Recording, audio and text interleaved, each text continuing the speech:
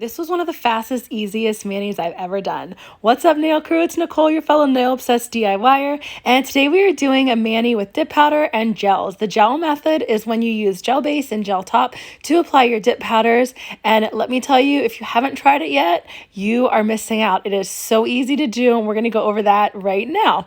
I decided to use this gorgeous yellow color called Nick Miller Turning Lemonade into Lemon since 1981. If you're a fan of the show New Girl, which I only recently started watching, like towards the end of last year I started watching it. It is hysterical. That's where the name comes from. This dip is from OG Dip Powder's New Girl inspired collection, and I have to admit I never used to be a fan of yellows, but more recently I've been wearing them and now I'm like officially obsessed. If you saw my last video, it was also using yellow gel. I don't see myself stopping using yellows anytime soon. This yellow is a shimmer. Whenever you're using the gel method to dip, for shimmers and solids, you want to pour them over your nails. And then for glitters, any kind of glitter, chunky, mini glitters, big glitters, whatever you're doing, fine glitters, you want to lay your nail flat into them. Since this was a shimmer dip powder, I could just dump it over my nail after I apply the gel base on.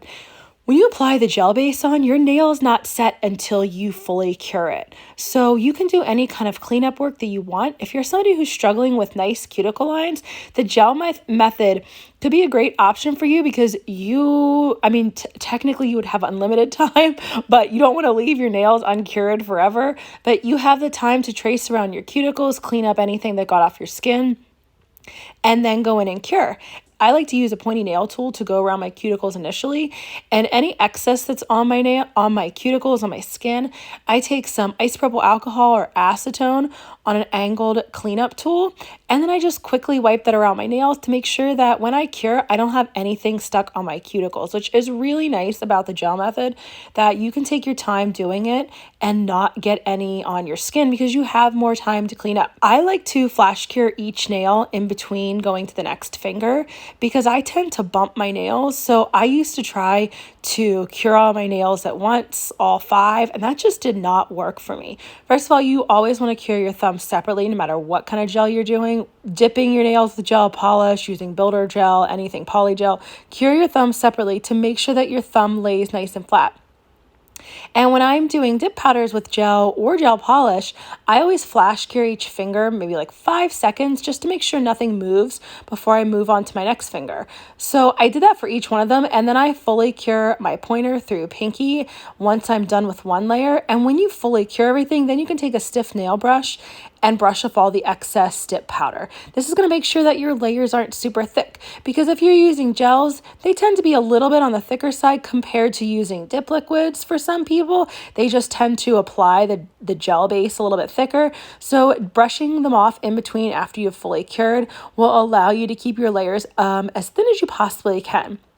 And speaking of keeping your layers thin as you possibly can, applying your gel base thinly is how you're going to start doing that. So like we do when we use dip liquids, you want to make sure you wipe off part of the liquid on the inside of the bottle before you apply it to your nails to try to keep your layers really thin. That's a huge key for me. I tend to be heavy-handed with gels, so I really have to make sure that I don't have too much on your nails. For how much you're going to need on your nail for the gel base, you just want your nail to be covered.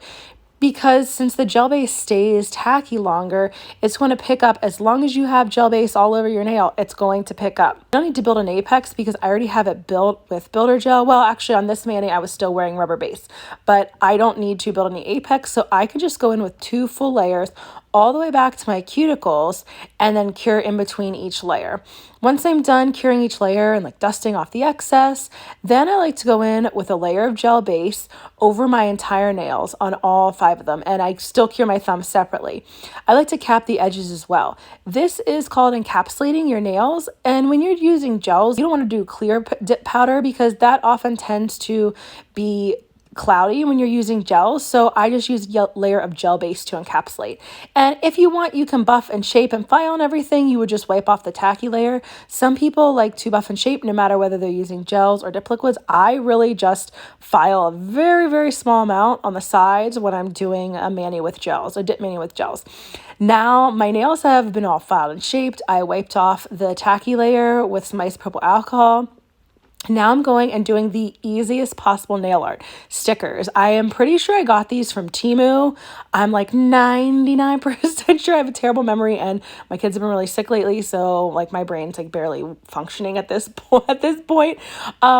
Stickers are the easiest way to up your mani if you want something fun and really, really easy. You literally don't have to have any skills to put stickers on. The best thing for me that I found that works are super sharp nail tweezers. It allows you to pick up the sticker without like ripping it apart.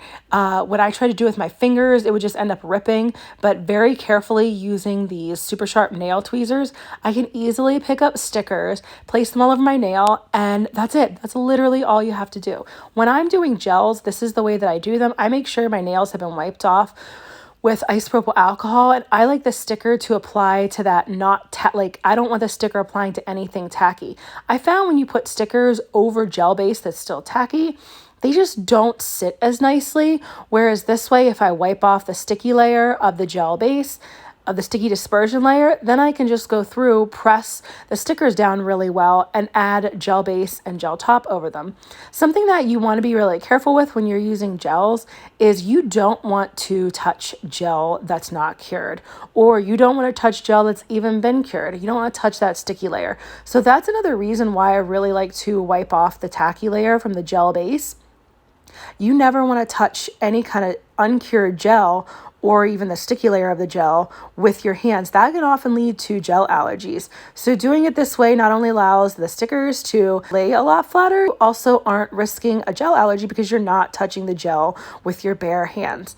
And somebody asked me last time about these gloves. I like to wear UV gloves whenever I'm using gels. I actually wear them now for even when I'm doing dip powder or dip mayonnaise with dip liquids. That's just to protect my nails from any excess powder getting on my skin. But for the gel mayonnaise, to me, it's extra protection for when I'm putting my nails into the UV LED lamp. When you're doing stickers, you also really want to make sure that you cap your edges, whether you're using gels to dip or dip liquids to dip. Capping your edges with the top coat is super important. So here I capped my edges with both the gel base and the gel top. And when you're using gels, you want to make sure you do a layer of gel base and fully cure that over your stickers, because the top coat won't stick nicely without it, is what I found. I know some people do use top coat without gel base and gel top without gel base under it, but they seem to always say that it's peeling. So when I use gel base under it, I don't have any peeling issues. That's always something really good to think about when you're watching nail videos on YouTube, on Instagram, on TikTok, wherever you're watching them. A lot of people who do their nails for content creation aren't keeping their nails on for a long time. I have peel base under this mani, but anytime that I do a video, I always make sure that I talk about how to get your nails to last as long as possible, because everybody's not doing their nails for content creation and doesn't want their nails to pop off after like a day or two, or they aren't making press-ons so that they just last for pictures. You know, I want to make sure that my nail crew, you guys have everything you need to make your nails last as long as possible. If you want more easy nail art, then check out this next video where I talk you through how to do stamping. Thanks so much for joining me today, nail crew.